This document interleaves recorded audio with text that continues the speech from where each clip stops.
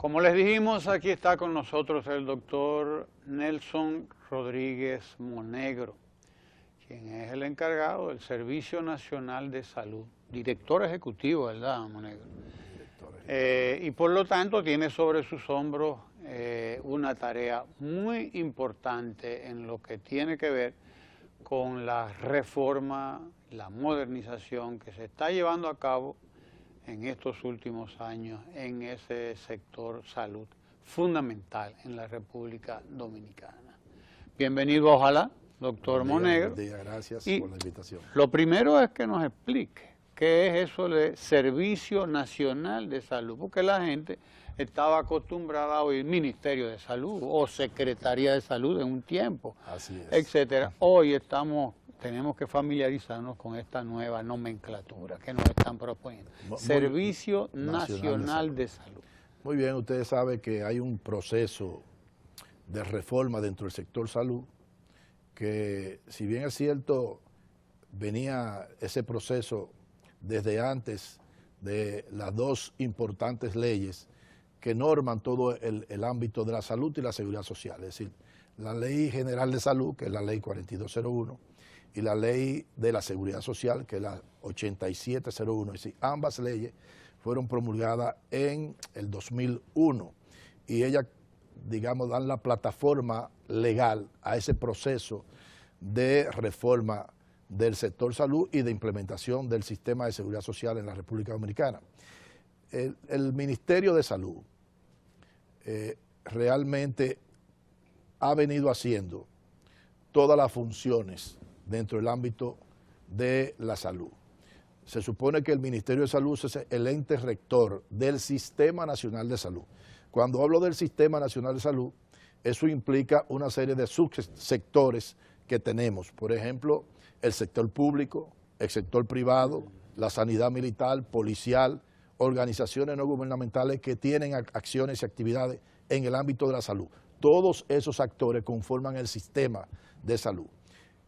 Además de ser rector, el ministerio también era un financiador, asegurador, proveía servicios de salud porque los hospitales públicos pertenecían al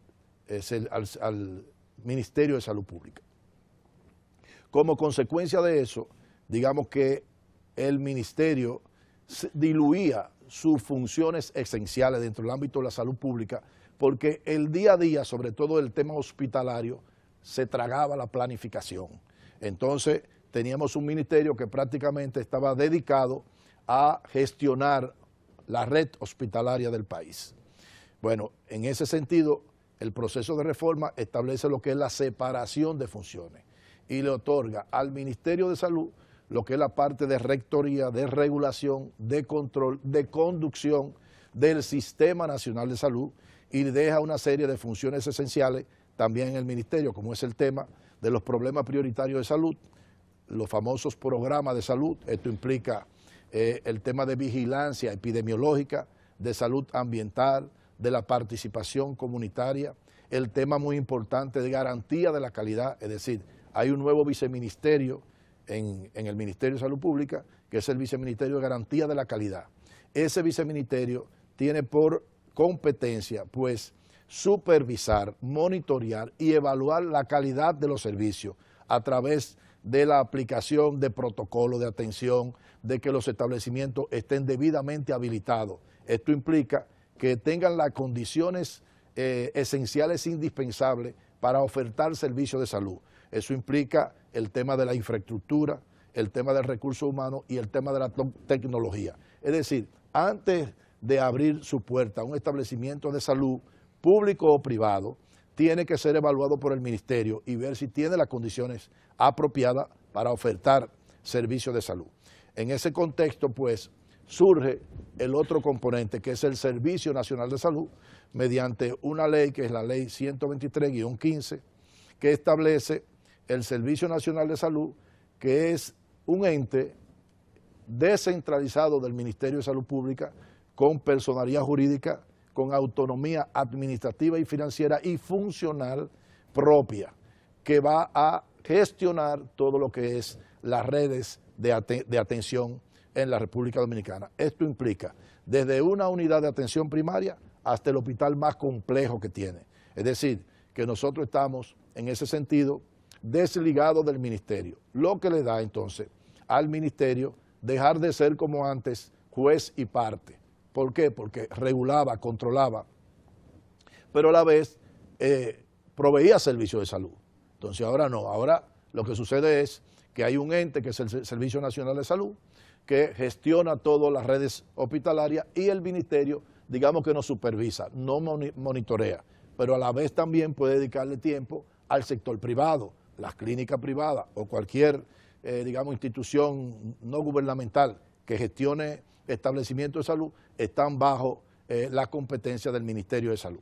De modo que ya el Servicio Nacional es un ente independiente que recibe su propio financiamiento y que de por sí tiene la mayoría de los empleados que tenía antes el Ministerio de Salud. Actualmente, pues, digamos que el Servicio Nacional de Salud tiene bajo su competencia alrededor de unos 49,000 empleados y maneja un presupuesto, el de este año, de 23,800 millones de pesos. Para el año que viene tiene un presupuesto estimado en unos 26,000 millones de pesos. De modo que desde el punto de vista del financiamiento es la parte más operativa en la parte asistencial del sistema de salud en la República Dominicana. Ahora, nosotros no estamos para, digamos, reeditar lo que hacía el Ministerio de Salud desde el punto de vista de una gestión centralizada. Nuestra institución tiene por finalidad, pues, primero, ser un ente de alto nivel técnico que acompañe a los servicios regionales de salud. Usted sabe que todo el sistema asistencial está dividido por regiones. Tenemos 9 regiones. De esas regiones, pues cada servicio regional también tiene un equipo de conducción.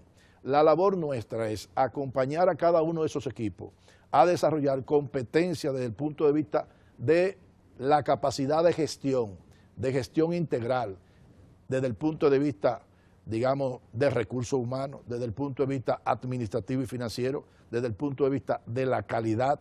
Es decir, que nosotros tenemos que propiciar que esos servicios regionales de salud pues adquieran ese nivel de profesionalidad en términos de gestión, porque al final de todo este proceso lo que queremos es que cada uno de esos servicios regionales de salud sea descentralizado y que podamos llegar hasta la propia descentralización de cada uno de los establecimientos de salud, sobre todo hospitales, que los hospitales también estén descentralizados, que los hospitales gestionen todos sus recursos, el recurso financiero, sus recursos humanos, que puedan hacer planes de inversión, que puedan desarrollar, digamos, planes estratégicos de desarrollo del hospital con respecto a la situación de salud de la comunidad donde ellos operan. Es decir, es poder desarrollar, digamos, una calidad de gestión que saque del marasmo en que están en los establecimientos de salud públicos en la República Dominicana. Y esa no es demasiada descentralización, porque de repente estamos pasando de un sistema muy centralizado a uno absolutamente descentralizado, que digo, bueno, haciendo de abogado del diablo. Así mismo. La descentralización sin la regulación y el control es el caos. El quid del asunto está en que podamos tener un sistema de control, de monitoreo, de evaluación, de auditoría, de rendición de cuentas adecuado. Es decir, por ejemplo, el Hospital Moscoso Puello tiene una subvención, la última vez que la vi, de alrededor de 5.7 millones de pesos mensual. Pero ese hospital nos cuesta 5.7 millones. Cuando usted se va a el recurso humano que tiene, cuando se va a los gastos operativos que tiene, el tema del equipamiento, pues ese hospital anda por los 50 millones de pesos mensuales. Ahora, ¿qué resulta? Que en el modelo tradicional que tenemos, ese director o directora de ese hospital es muy poco lo que gestiona, porque le nombraban el recurso humano desde el ministerio.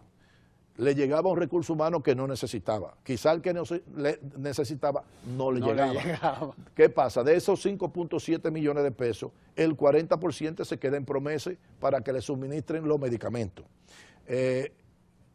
Al final, usted dice, bueno, pero ¿qué es lo que gestiona? No, lo que queremos ahora es, mire, ese hospital cuesta 50 millones de pesos, aquí están los 50 millones de pesos, gestione. Ahora yo lo voy a monitorear. Es una gestión, digamos, moderna, que es el financiamiento por resultado. Yo te voy a dar a ti cuáles son los indicadores que tú tienes que cumplirme a mí, cuál es el objetivo general y cuáles son las metas para ti en términos de prioridades. Por ejemplo, bueno, el nivel de mortalidad materna que tú tienes es X. Bueno, pues en este año usted tiene que reducirme esto a esto. Y para eso tiene que hacer, bueno, dotarse de recursos humanos necesarios, que trabajen el tiempo que tienen que trabajar, que apliquen los protocolos. Entonces, tanto garantía de la calidad del Ministerio de Salud Pública como el Servicio Nacional de Salud, el Servicio Regional de Salud, van a estar encima de él monitoreando si está cumpliendo o no está cumpliendo. Entonces, es una forma diferente de gestión que va a tender a ser mucho más efectiva siempre y cuando los controles existan. Doctor, una de las mayores apuestas que ha hecho el Estado Dominicano es la salud.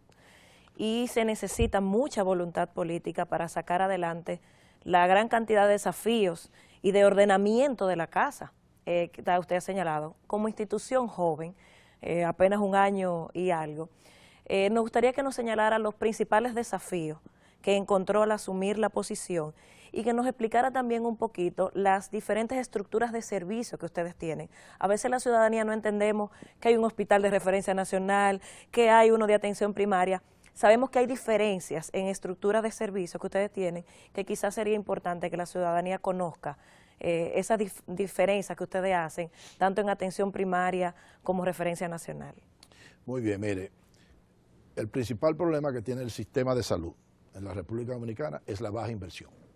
Entonces, nosotros vamos hacia un incremento progresivo de la inversión en salud de acuerdo al contexto fiscal y económico del país, porque nosotros, cuando yo iba hablando, no que el 5%, tiene la posibilidad el país de darle al sector salud un 5%, igual como le dio el 4% en estos momentos. Evidentemente que no. Entonces, ¿a qué apostamos? A que haya un incremento progresivo en el tiempo de la inversión en salud, primero. En segundo, bueno, el uso inteligente y racional de esos recursos. Como nosotros estamos, si de repente llegara todo ese recurso aquí, lo más probable es que no impacte de manera positiva lo que queremos, porque falta, digamos, tener definido todo un plan estratégico, que ya lo tenemos, un plan operativo, ¿verdad? Y un presupuesto adecuado, pero direccionado a articular el financiamiento con los resultados.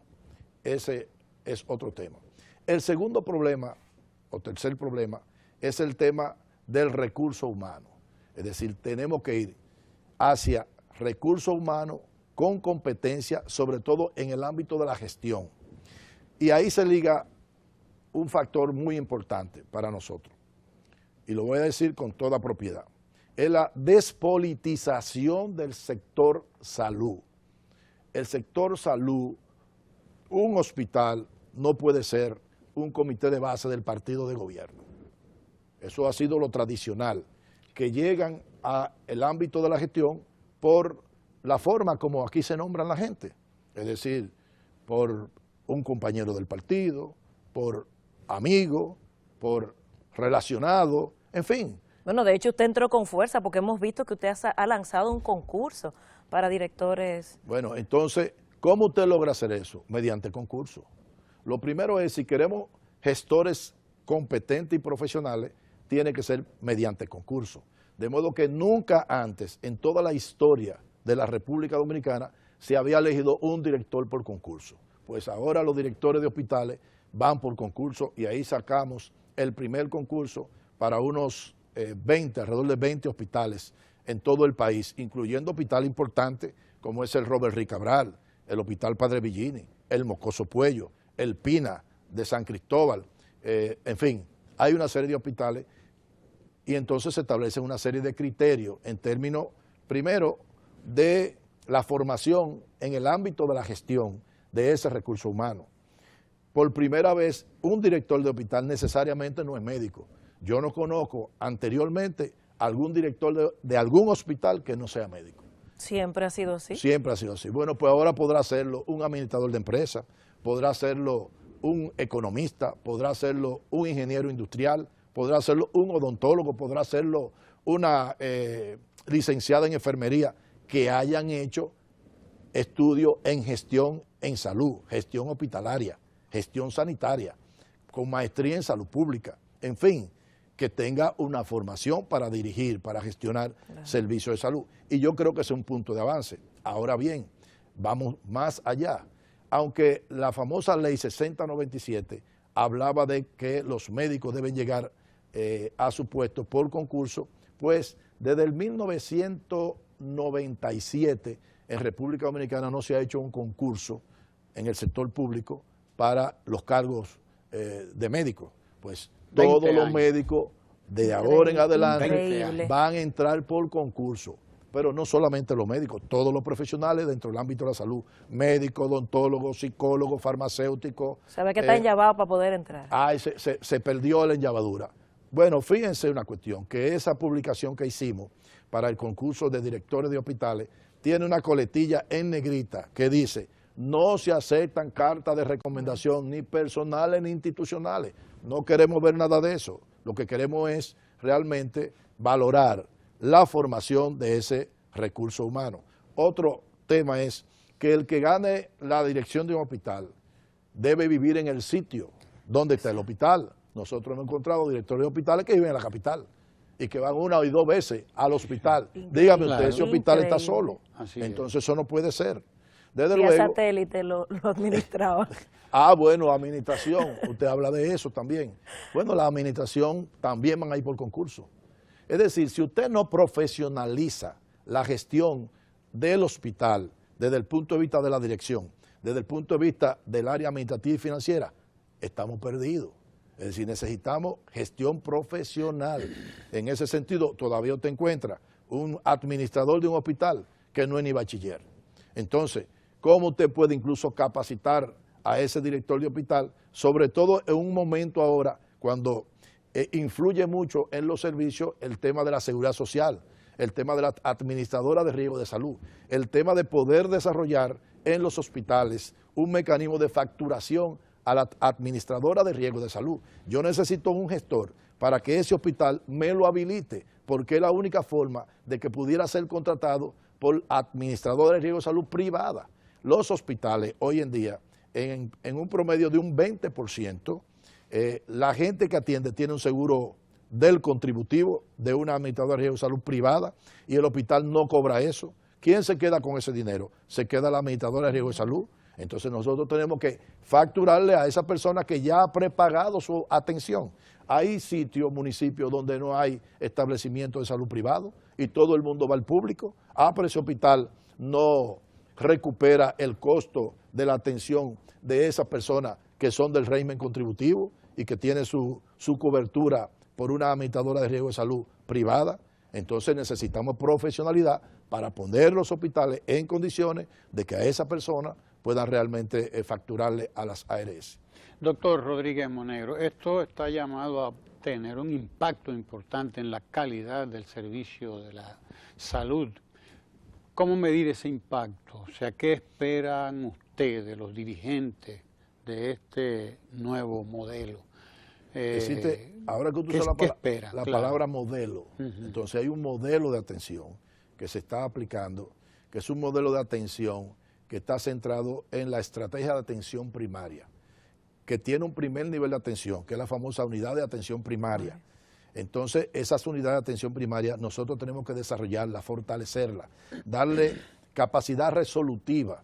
Es decir, yo le llamo esto como es volver al médico de cabecera, ese médico que anteriormente atendía a la familia.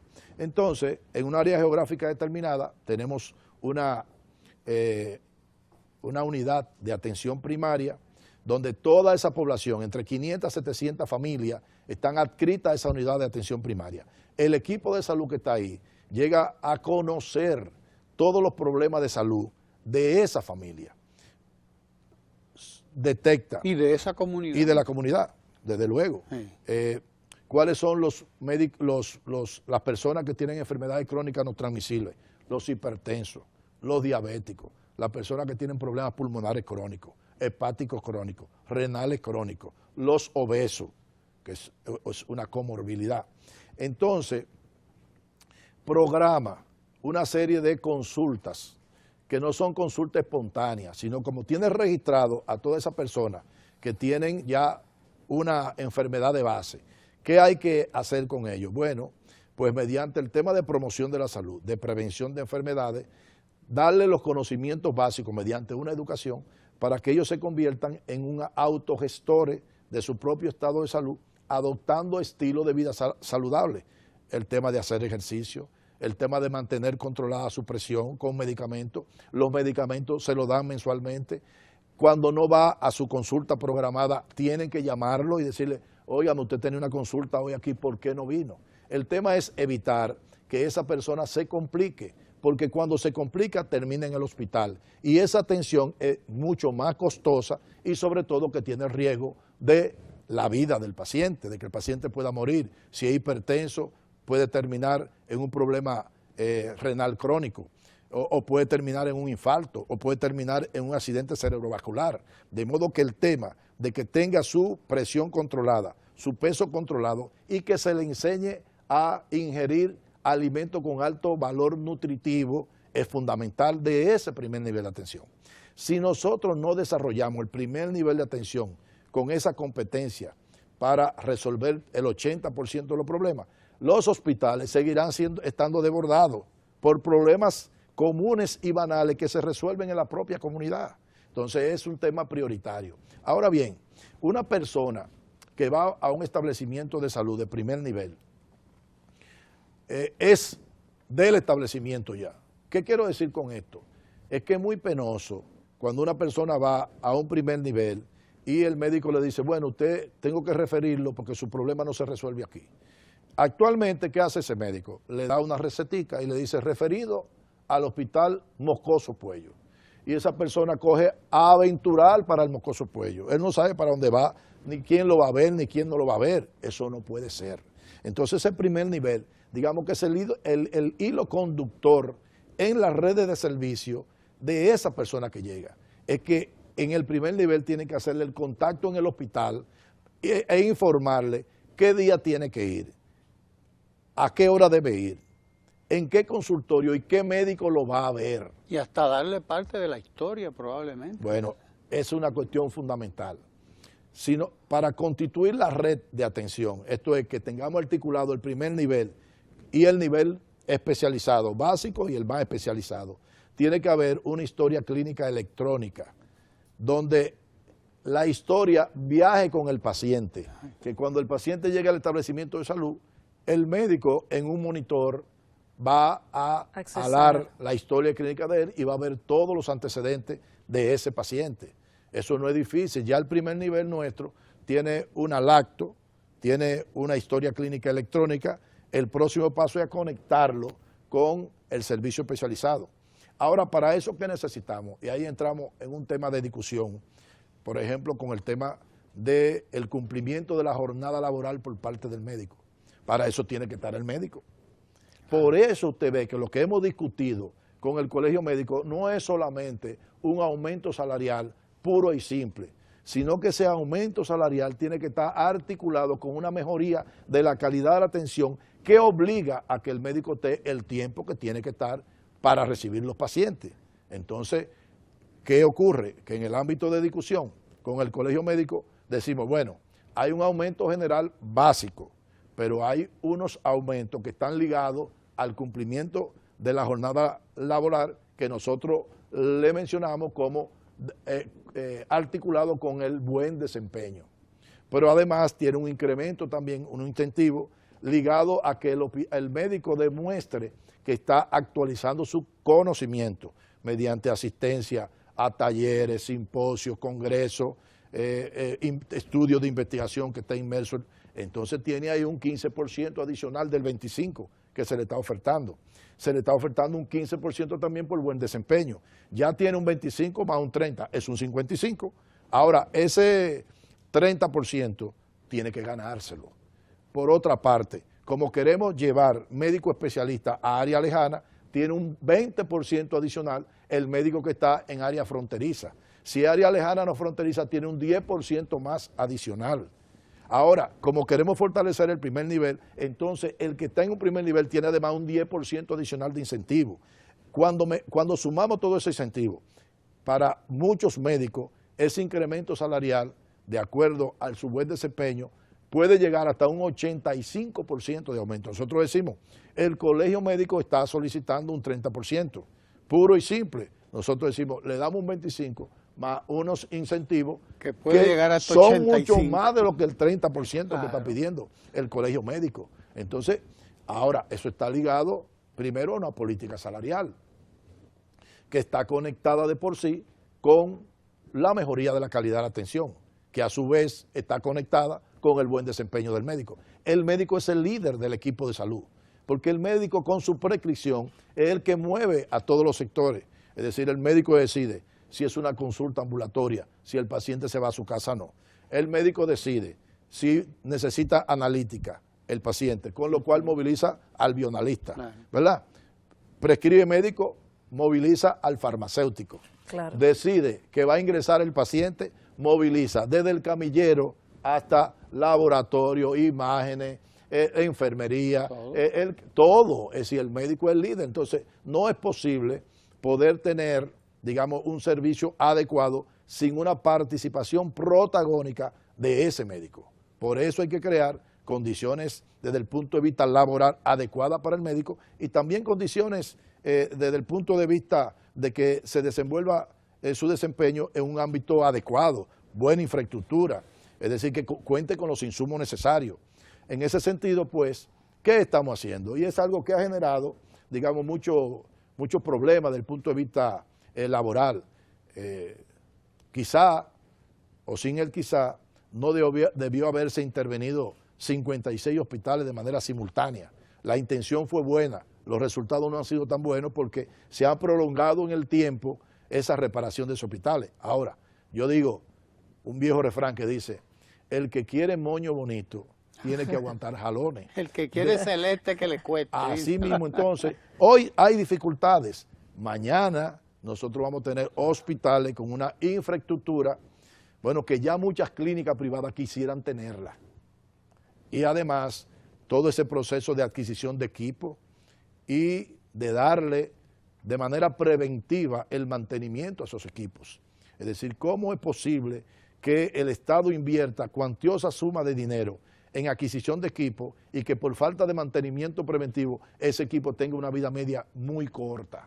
Lo que no ocurre en otro establecimiento. Entonces, todo eso nosotros estamos trabajando para que, pues, el sistema de atención en la República Dominicana esté a la altura de las necesidades del pueblo dominicano en el ámbito de la salud.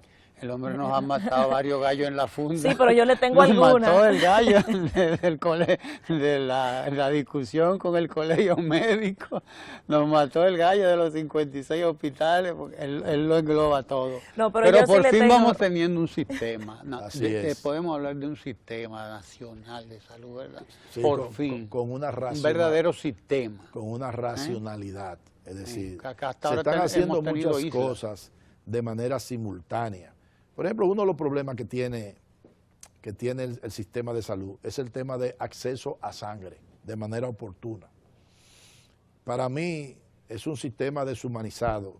Cuando una persona necesita sangre y en el hospital el médico le da una receta, tráigase 2 pintas de sangre. ¿Para dónde va esa persona? Como que lo estuviera mandando a buscar plátano. Exactamente. Si dentro del sistema usted no es capaz de gestionar la sangre, ¿cómo diablo lo va a hacer una gente que no conoce nada? ¿Hacia dónde va? Bueno, estamos en el proceso de construcción de un hemocentro, que va a ser ese centro el que, y están programados también algunos centros, hemocentros, en algunas regiones, que van a hacer lo que le van a suministrar toda la sangre al país completo, al sector público, al sector privado, a través de estimular la donación voluntaria de sangre. Es decir, la gente tiene que entender que la donación de sangre es un acto de amor al prójimo, de que nosotros, los que estamos aparentemente sanos, el hombre puede donar 3 o 4 veces sangre durante el año, es decir, cada 3 meses el hombre puede donar una pinta de sangre, igual que la mujer cada 4 meses puede donar una pinta de sangre.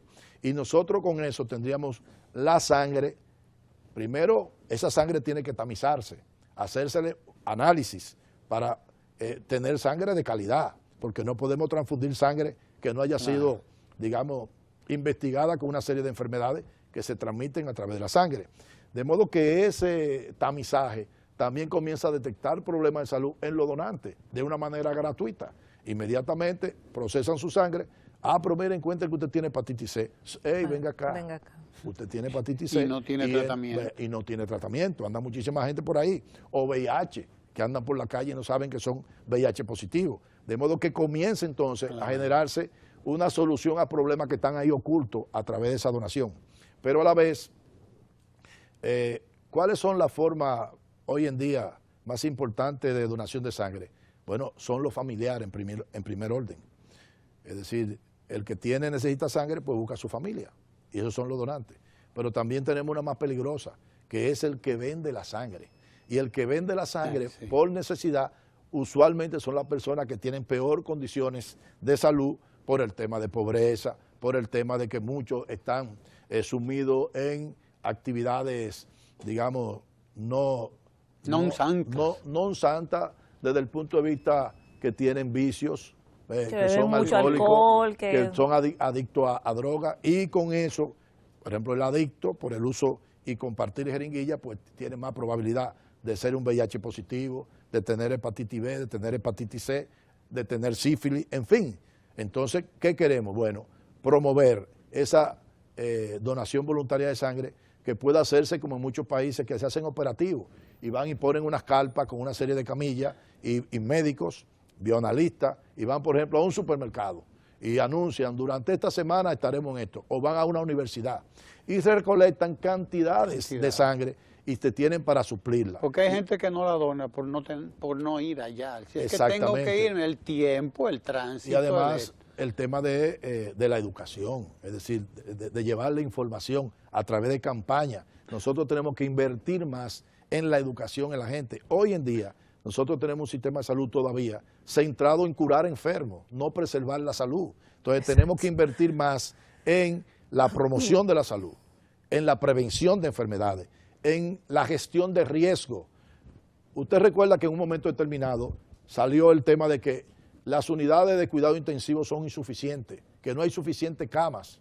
Mire, ¿cuáles son los principales, digamos, clientes de las unidades de cuidado intensivo? En primer lugar, los accidentes cerebrovasculares e infarto.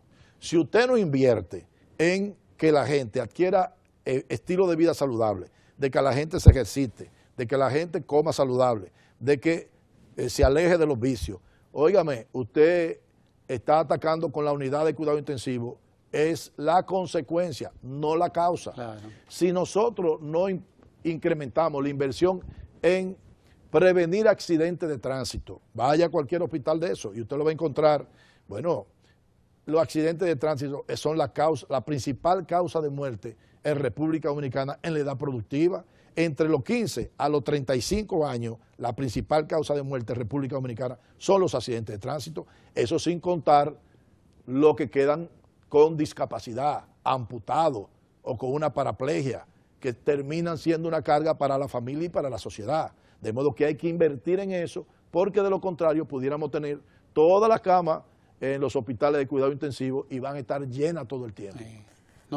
Esa visión es la que hay que cambiar, la filosofía del sistema de salud, caminar hacia la promoción y la prevención, la gestión de riesgo, y eso implica un trabajo interinstitucional. No es solamente el tema de salud.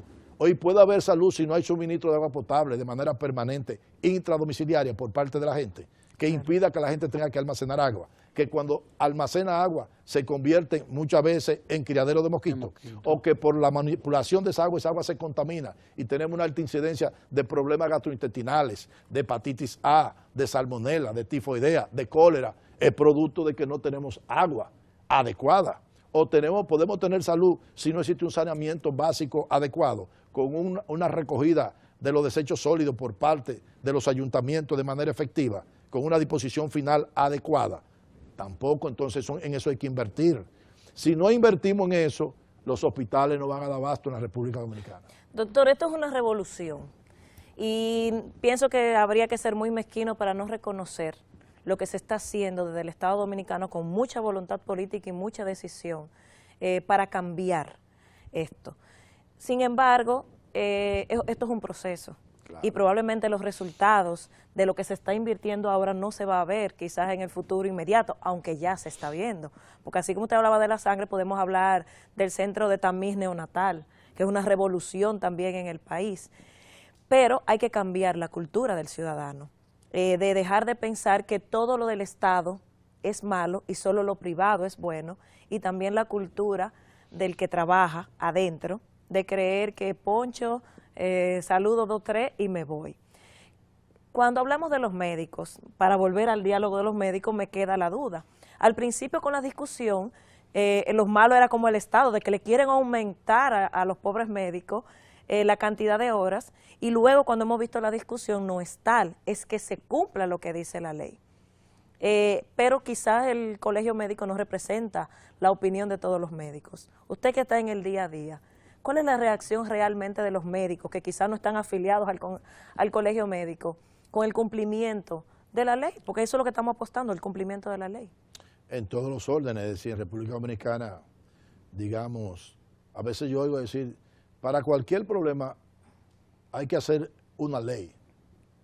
Mira, si nosotros logramos que se cumpla la que tenemos, fuera otro país este. De modo que comienza por la autoridad. Y en eso hay que ser autocrítico. Somos nosotros, o hemos sido nosotros, capaces de hacer cumplir la ley en cualquiera de las condiciones, porque a veces hablamos del cumplimiento de ley cuando no nos afecta a nosotros. Cuando nos afecta a nosotros, entonces queremos obviar la ley. No, la ley es la ley y debe cumplirla todo el mundo. Entonces... Sí, porque si yo voy a mi trabajo y no cumplo mi horario, me votan. Por ejemplo, al colegio médico, yo lo veo de la siguiente manera, es decir, ellos están haciendo su trabajo. El colegio médico es una asociación de médicos que procura la mejoría de sus afiliados. Y en ese sentido, yo no critico la posición que ellos tienen. Estamos en un proceso de negociación y el que va a negociar, pues, tiene que estar dispuesto a ganar y a ceder algunas cosas. En ese sentido, pues, desde el punto de vista del gobierno, nosotros estamos muy conscientes de eso. Es decir, bueno, nosotros hemos ya hecho alrededor de unas 4 o 5 propuestas, hemos ido cambiando, hemos ido agregando, buscando, digamos, ese punto común que podamos llegar a un consenso. Bueno, en ese punto yo creo que estamos. Pienso que si el colegio médico es reflexivo y realmente hay una dirección del colegio médico que entiendo discuten antes de irse a la mesa de negociación y pues establecen su propia estrategia.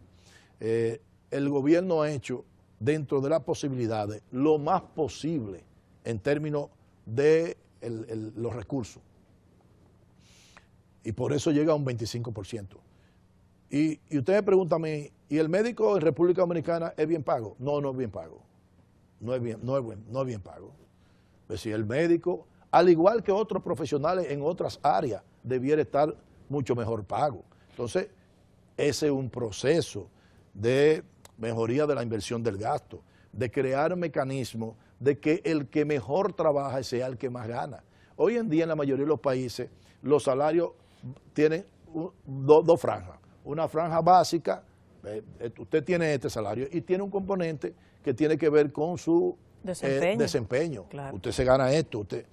Entonces ahí es que tenemos que llegar. Yo creo que en algún momento, en el futuro próximo ya, habrá de tener una reunión. Pienso que debe ser la última reunión ya, es decir, ya este es un proceso que lleva más de 4 meses. Nosotros ya llegamos... Doctor, ¿se evalúa a los doctores antes de que su desempeño, o sea, las instituciones públicas nos evalúan? Pregunto, ¿hay una evaluación de desempeño, si cumplen, si no cumplen, o cantidad de personas que atienden? No sé, ¿se mide eso? Por eso yo digo que nosotros como autoridad somos los que tenemos que establecer esas normas y tenemos que darle seguimiento y supervisar. Una cosa es usted diseñar y formular un protocolo de atención. Otra cosa es la socialización de ese protocolo y la implantación del protocolo. Muchas veces falta ese componente. ¿Por qué? Porque hay que involucrar en el establecimiento de salud el director, hay que involucrar los jefes de servicio, hay que involucrar los coordinadores de residencias médicas que están en el proceso de formación de los nuevos especialistas. Si todos no se involucran, hasta el que eso no limpia, es efectivo. Claro. ¿Ve? Entonces, ese componente ha faltado. Entonces, también tiene que venir una especie de régimen de consecuencia a la falta. En República Dominicana, digamos, el tema es la corrupción. Entonces, el tema es la impunidad. Es decir, el tema es que haya mecanismos de evaluación, de auditoría, que establezcan el manejo adecuado o no adecuado. Y cuando no es adecuado, usted pueda discriminar la intención de esa irregularidad y que pueda llevarlo a la justicia. Bueno, pues así mismo ocurre. Es decir, nosotros tenemos que pasar de, en lo que respecta a la calidad de la atención, que podamos evaluar los resultados. Toda muerte en un establecimiento de salud debe ser evaluada para ver el nivel de evitabilidad o no que tiene esa muerte. Por ejemplo, en el ámbito de la muerte materna, hay cantidades de estudios que establecen que entre 7 a 8 muertes maternas de cada 10 son evitables. Entonces, ¿qué ocurre? ¿Qué fue lo que ocurrió? Hubo una falta de un insumo en un momento determinado. Hubo un adecuado diagnóstico y como consecuencia una terapéutica adecuada. Se hizo lo posible, se le dio un seguimiento adecuado a esa persona que llegó en tales condiciones y estando dentro del hospital se complicó, pasó desapercibido y murió. ¿Y qué ocurrió con eso? Eso es lo que tenemos que hacer. No es un tema de buscar culpables, es de poder poner en evidencia cuáles son nuestras debilidades para mejorarlas.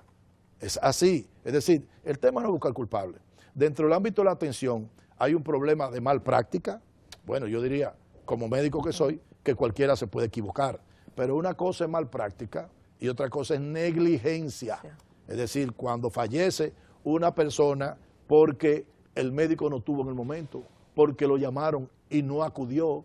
Es decir, hay una serie de cosas que en esos procesos ocurren y que tienen que ser evidenciadas y que tienen que tener consecuencias, buscar la corrección. Cuando podamos implementar eso, usted verá que habrá un sistema de salud adecuado, reitero, para ese pueblo ya, por demás, una necesidad muy sentida de que podamos tener servicios de salud acorde con la situación de salud de la República Dominicana. Doctor Rodríguez Monegro, director del Servicio Nacional de Salud.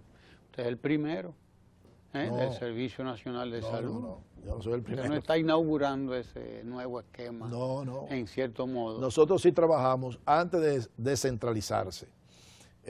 Entonces, ya había un proceso en el Ministerio de Salud ya había un proceso. Bien. En ese momento era la Dirección de Fortalecimiento y Desarrollo de los Servicios Regionales de Salud. Un nombre muy largo. Bueno, posteriormente entonces surge un decreto y posterior al decreto la ley. En el momento de la ley, pues se nombra el primer director del Servicio Nacional de Salud, que no fui yo, y posteriormente yo llego al puesto. Estuvo el doctor Alvarado antes. El doctor Ramón Alvarado era que estaba primeramente. Pero bueno, el asunto es que cuando estamos hablando de estos temas, hablamos de salud, hablamos de educación, hablamos de trabajo, estamos hablando de derechos del ser humano, porque también perdemos de vista eso. Estamos hablando de derechos fundamentales establecidos en la Constitución de la República, que tiene que dejar de ser letra muerta para convertirse ya, por fin, en algo real. Estamos hablando del ser humano, de los dominicanos y las dominicanas, y sobre todo de los más pobres, que son los que van hasta ahora a los hospitales públicos. El derecho... Y eso es lo que tiene que estar en el centro de toda esta discusión. El ser humano, así es, como centro de gravedad de todas las políticas públicas. Eso por un lado, ¿no? Y lo otro, antes de que usted se nos vaya, creo que estamos en un momento estelar en la República Dominicana, donde convergen dos cosas importantes para mí, así grosso modo, entre otras tantas que ya usted ha explicado aquí. pero hay dos elementos que yo quiero destacar. Número uno, la decisión política. La decisión política que va del presidente de la República, que dijo: yo me pongo aquí la carta sobre la mesa y yo estoy en juego aquí. Yo apuesto a esto y esto es lo que va. Y bueno, ahí están los cuadros dirigenciales, que usted es uno de ellos, para llevar a cabo esta reforma. Primero, hay esa voluntad política, quizás por primera vez en mucho tiempo en la República Dominicana. No recuerdo que haya habido antes una decisión tan clara, tan patente. Tan determinante. Tan determinada, incluso. Eso por un lado, esa voluntad política. Y número dos, un elemento que viene a combinarse con todas estas iniciativas, que es la República Dominicana digital. Cuando usted estaba hablando ahorita de el expediente que viaja con el paciente por la vía electrónica, quiere decir que hay un componente de la República digital que tendrá que enfocarse obligatoriamente, por fin además, por fin, en el Sistema Nacional de Salud y en ese Servicio Nacional de Salud. Así es. Mire, hay que sacarle de la mente a los actores dentro del sistema de salud de que la atención es un favor, no es un favor. Y en el sistema de salud yo pienso que nosotros debemos superar la falta de humanización de la atención. Para mí en el sistema de salud hay una discriminación socioeconómica. Mientras más pobre es, peor lo tratan. Y eso tenemos que cambiarlo. Y eso va desde el camillero, desde el portero, hasta el director del hospital. Es decir, hay que cambiar esa concepción. La razón de existir hospitales, clínicas, médicos y analistas es que existen enfermos, es que existe el paciente. De modo que el eje central del sistema tiene que desarrollarse en torno al paciente. ¿Cómo le facilito el acceso a servicios de calidad? Es decir, que primero es un derecho humano y en segundo lugar es un derecho constitucional de esas personas a recibir, primero a crear las condiciones que mejoren la calidad de vida. No hay cosa que mejore la salud más que haya una mejoría integral de la calidad de vida de la gente, que la gente tenga un buen empleo, que la gente tenga un ambiente saludable, que tenga una casa saludable. Ya lo decía el profesor Bosch, no puede haber salud en una persona si no hay una casa saludable, si no hay un ambiente saludable, si no tiene empleo, si no tiene acceso a alimentos de calidad. Y eso implica un concierto de política de manera integral en todo el desarrollada por el Estado o los gobiernos que administran el Estado. Si no es así, no hay posibilidad de tener salud. Yo no conozco una enfermedad que sea más frecuente en la gente de clase media o la clase alta que en los pobres. Todo es en los pobres. Entonces, ¿qué implica esto? Que hay que luchar contra la pobreza. Hay que mejorar la calidad de vida de la gente.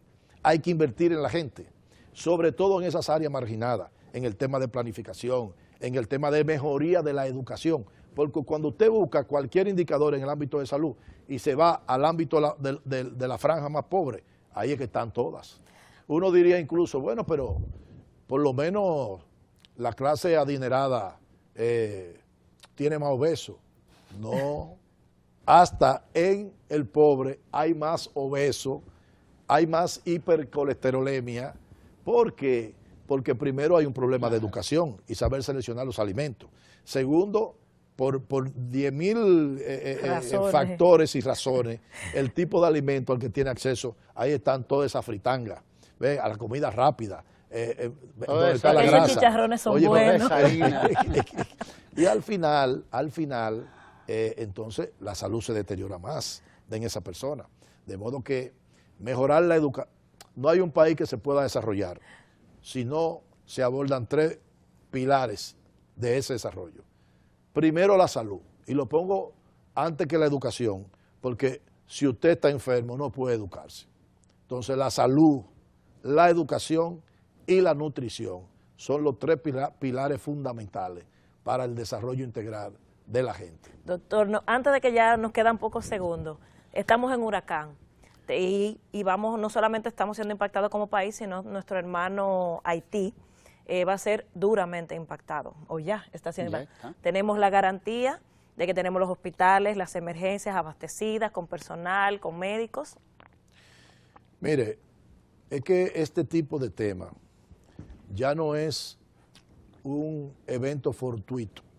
En la República Dominicana, por año, ocurren 2 o 3 eventos de este tipo. De modo que la planificación y el desarrollo ante este tipo de crisis está predeterminada. Es decir, todo el sistema de atención del país. Bueno, si hay algo que aquí, y eso es reconocido por todo el mundo, en momentos, es más que podemos dar cátedra a otros países, es lo que tiene que ver con la respuesta y la prevención ante desastres, ya sea huracanes, cualquier tipo de evento que ocurra, a través de ese sistema del Centro de Operaciones de Emergencia y la articulación comunitaria con las diferentes instituciones que ha desarrollado el país, son ejemplos en la mayoría de los países. De modo que en lo que respecta a la parte de atención, ya hay todo un protocolo establecido donde desde que se avecina esto, bueno, están alineadas todas las cosas que hay que hacerse. El tema de reforzar las emergencias, de proveerse medicamentos e insumos, de adquirir el combustible necesario para las plantas. En fin, todo está previsto, todo. Es decir, nosotros estamos desde el punto de vista de los hospitales, estamos preparados para cualquier evento que esperamos que nos llegue. Ahí está el componente, digamos, en el terreno y en la comunidad, porque nosotros atendemos a la demanda de servicios en hospitales. Pero el Ministerio de Salud, a través de sus direcciones provinciales de salud, que tienen recursos humanos, que están preparados, que tienen un departamento de emergencia y desastre, que tienen ese mismo departamento tiene que ver con gestión de riesgo, está anticipado mucho antes a todo esto y están preparados. Doctor Nelson Rodríguez Monegro, muchísimas gracias. Nos ha dado muchísima información importante, interesante, que el pueblo dominicano tenía que conocer. Así que muy buena entrevista, muchas gracias por estar con nosotros. Gracias a ustedes por estar ahí también, escuchándonos como siempre.